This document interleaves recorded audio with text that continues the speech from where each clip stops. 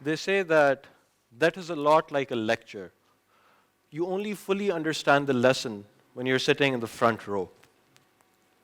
All of us felt like we were in the front row approximately 3 years ago when the pandemic hit. All of us felt like we were very close to death all of a sudden. The smallest things that we used to enjoy, from going out to interact with our friends, to going out to meet our family members, going to the movies, enjoying going to the cinema, all of a sudden, we had to wonder, am I going to be at risk? Now, whether you thought that COVID was man-made in a lab or a natural calamity, whether you thought that the vaccine was a miracle or some sort of hoax, one thing that we can all admit was that our attitude towards death, our attitude towards the idea, towards our own idea of danger is what drove us to behave in a particular way in society at that time. And it's not just a pandemic.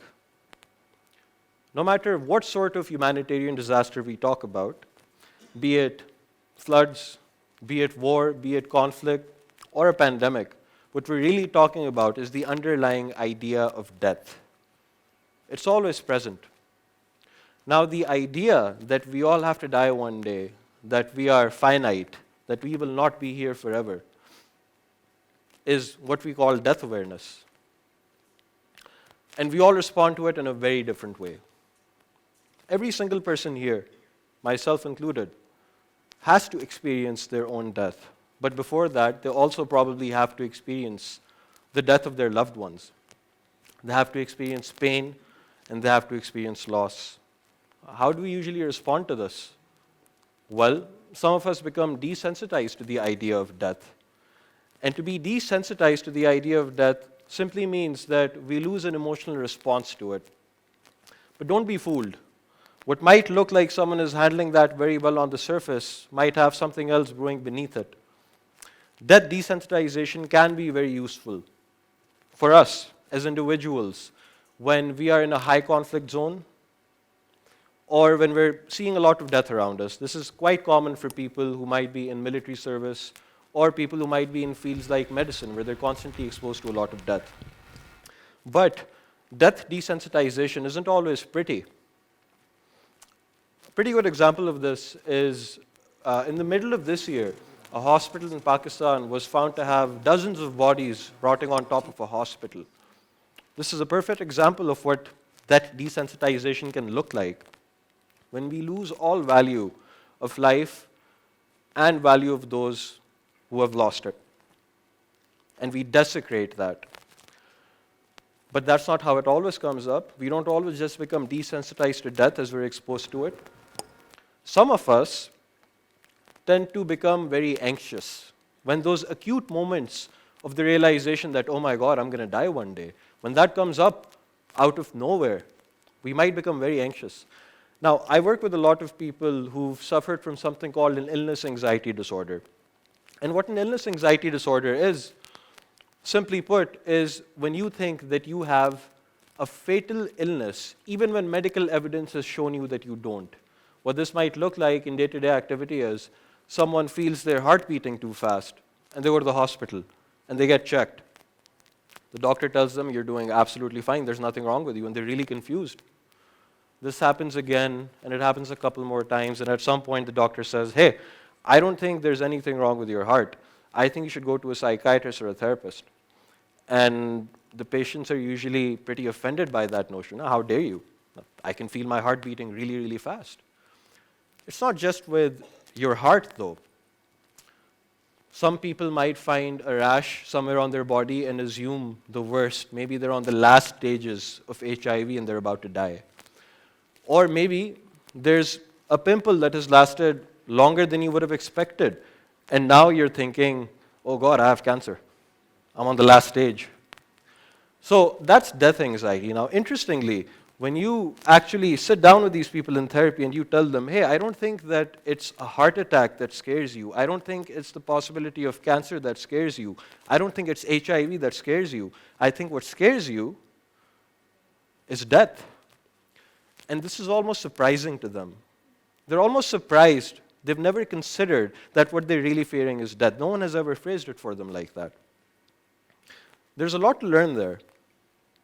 So by now, you're probably starting to understand that death plays a role in our day-to-day lives, whether we fully understand it or not. It comes up in a lot of different ways unconsciously. Within the field of psychology, there is an area of study called terror management theory. And terror management theory has told us some very interesting things. They've told us that human beings, politically, socially, culturally, religiously, emotionally, individuals tend to do a lot in order to not think about death. Because what they found is that when we actively are moving about the world trying not to engage with the idea of death, it tends to creep up. And when it tends to creep up out of nowhere, it tends to make us far more firm in our worldview. It tends to make us very prejudiced towards people who are not like us. It tends to move us in the direction of drug abuse, either for a false sense of safety, or maybe because it offers an alternate reality that we want to go into. So, I guess the question that pops up is thinking about death always going to be so morbid and so negatively impactful towards us, both as human beings and socially? Well, many of you have probably heard of Kubler-Ross's model of grief: denial, anger, bargaining, depression, and acceptance. What most people don't know is that this model was not actually done with people who were grieving. It was studied by talking to people who were dying of terminal illness, cancer in particular.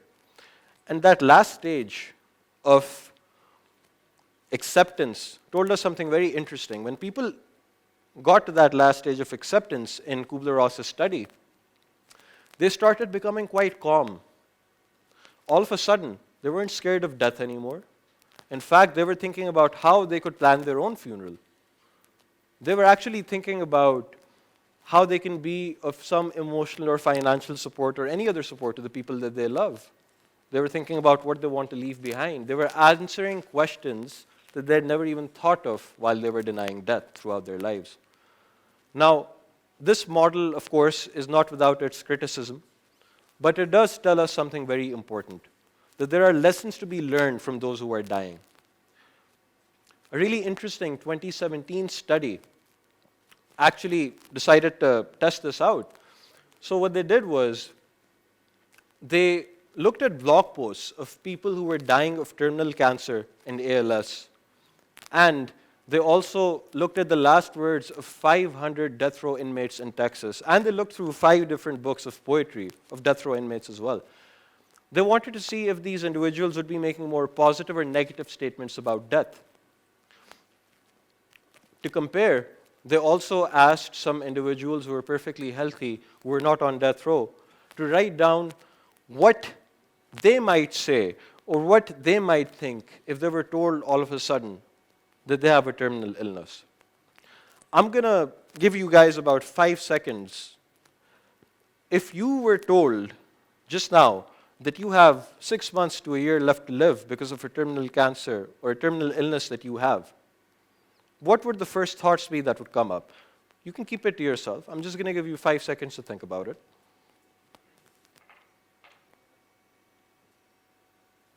So, some of you might think that there's this thing that I've been wanting to do for a long time that I haven't. Some of you might think about the afterlife. Some of you might be wondering, am I going to end up going to heaven or am I going to end up going to hell?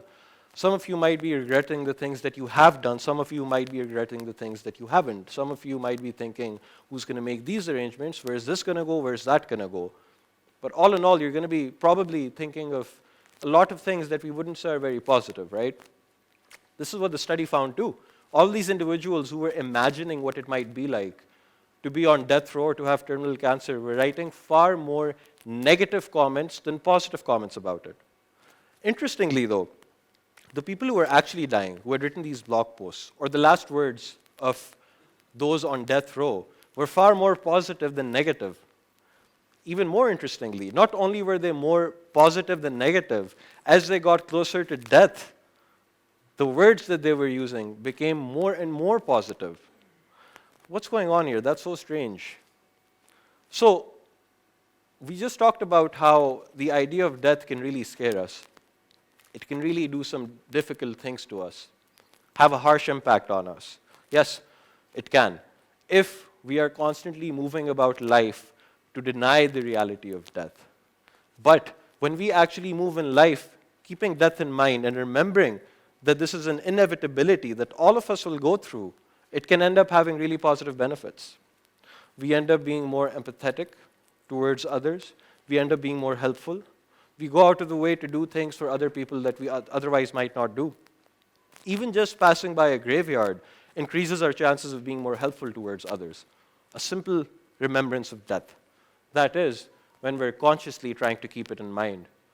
No one did this better than the Stoics, who would say often, memento mori, remember that you too shall die. They did not do this as a morbidity or as a thought that would distress them. No, this is what they were telling themselves when they were sitting with people that they loved or doing things that really mattered to them. They wanted to do them like it might be the last time they were, because who knows, it might be.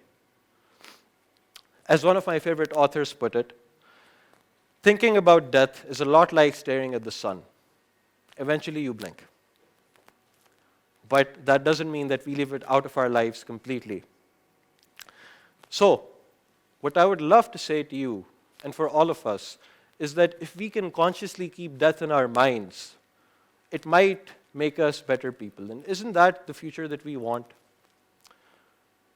Well, the thing about the future that we want is it's going to be made in the present that we have. So, in order to do that, by keeping this idea in our mind, it can make us so much better in so many different ways.